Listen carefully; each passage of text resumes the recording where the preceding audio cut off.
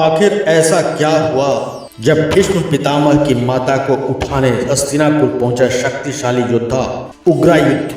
आखिर कौन था उग्रायुध और वह कितना शक्तिशाली था? आप देख रहे हैं संस्कृति दुनिया।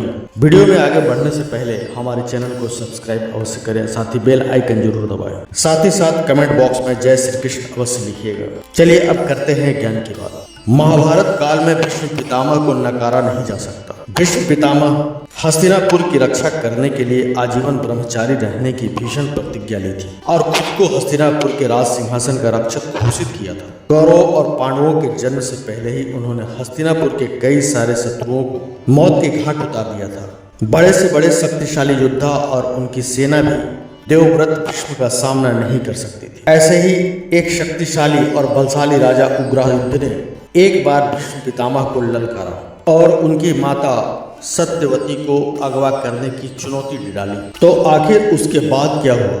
सौतेली माता पर बुरी नजर डालने वाले उग्रायुध का घमंड तोड़ने स्वयं भीष्म पितामह पहुंचे। तो आखिर कौन था उग्रायुध और क्यों वह सत्यवती को अगवा करना चाहता था? दरअसल इस घटना का वृतांत हरिवंश पुराण के हरिवंश पर्व अध्याय 20 में उल्लेखनीय है, जब युधिष्ठिर ने पितामह भीष्म से उग्रायुध के जन्म, वंश और उग्रायुध से उनकी शत्रुता के बारे में पूछा था और भीष्म पितामह ने पूर्ण विवरण युधिष्ठिर को बताया था। दरअसल हरिवंश पुराण के अनुसार राजा अजमीर के पुत्र विद्वान राजा यवन के वंश में कृत के पुत्र पौरनंदन के रूप में वीर उग्रायुध का जन्म हुआ था। उग्रायुध ने अपने पराक्रम से पांचाल के महान तेजस्वी राजा नीप को मार दिया था। बड़े होने पर बलवान होने के साथ साथ उग्रायुध दुष्ट स्वभाव वाले हो गए थे।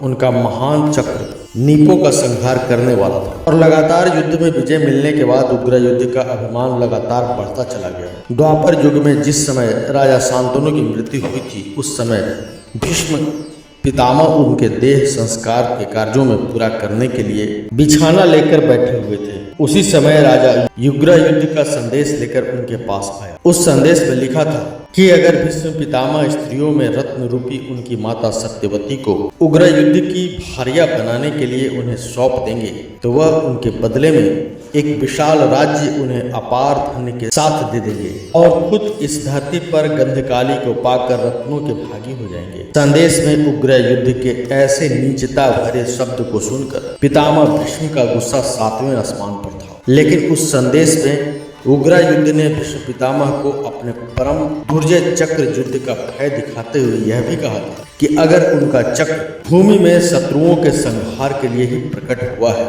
इसीलिए अगर भीष्म पितामह अपने राज्य काल और अपने प्राणों का कल्याण चाहते हैं तो उनकी आज्ञा मान ले, नहीं तो वह उन्हें चैन से नहीं रहने देगा। उस संदेश को सुनकर पितामह भीष्म के क्रोध की कोई सीमा नहीं थी। पितामह भीष्म उस समय कुश के आसन पर सो रहे थे। तो संदेश सुनने के बाद उन्होंने अपने सेनापतियों को तुरंत बुलाया और युद्ध करने की आज्ञा दी। यह वो समय था जब राजा शांतनु सत्यवती का पुत्र विचित्रवीर्य एक छोटा बालक था और वह अपनी माता के हित में युद्ध नहीं कर सकता था। इसीलिए पितामह भीष्म ने खुद ही युद्ध करने का फैसला लिया, लेकिन उनके मंत्रियों ने उन्हें समझाया इस समय अपने पिता के देह संस्कार कर्म करने की वजह से वह अशुद्ध है, तो जब तक वह शुद्ध नहीं होते उन्हें साम दाम दंड भेद की नीतियों का प्रयोग करते हुए युद्ध लड़ना चाहिए और शुद्ध होने के पश्चात वह युद्ध भूमि में उग्रायुध के सामने युद्ध लड़ सकते हैं। मंत्रियों के बात से सहमत होकर पितामह भीष्म ने उस समय युद्ध करने का विचार त्याग दिया। साथ ही शास्त्रों और नीतियों में चतुर उनके मंत्रियों ने सभी प्रकार के दूसरे उपायों से शांति समझौते का प्रयास किया, लेकिन स्त्री कामुकता में उग्रायुध की बुद्धि भ्रष्ट हो चुकी थी और वह बिल्कुल नहीं माना।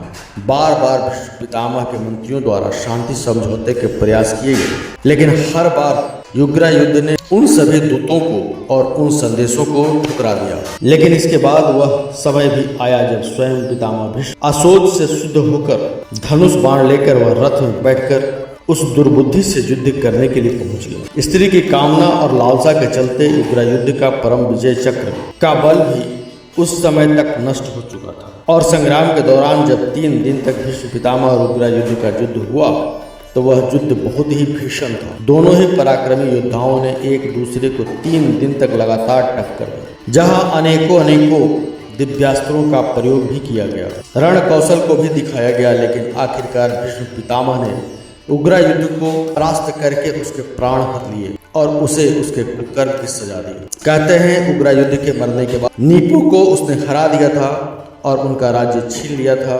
उन्होंने भी उसके राज्य पर आक्रमण किया और द्रुपद के पिता ने भी उग्र युद्ध के राज्य पर आक्रमण करके अपना अधिकार वापस ले लिया। इसके बाद अर्जुन का युद्ध द्रुपद के साथ हुआ और अर्जुन ने राजा द्रुपद को हराकर उनका राज्य भी जीत लिया और बाद में कापल्य नगरी और अयच्छत्र नगरी को द्रोणाचार्य के चरणों में समर्पित भी किया।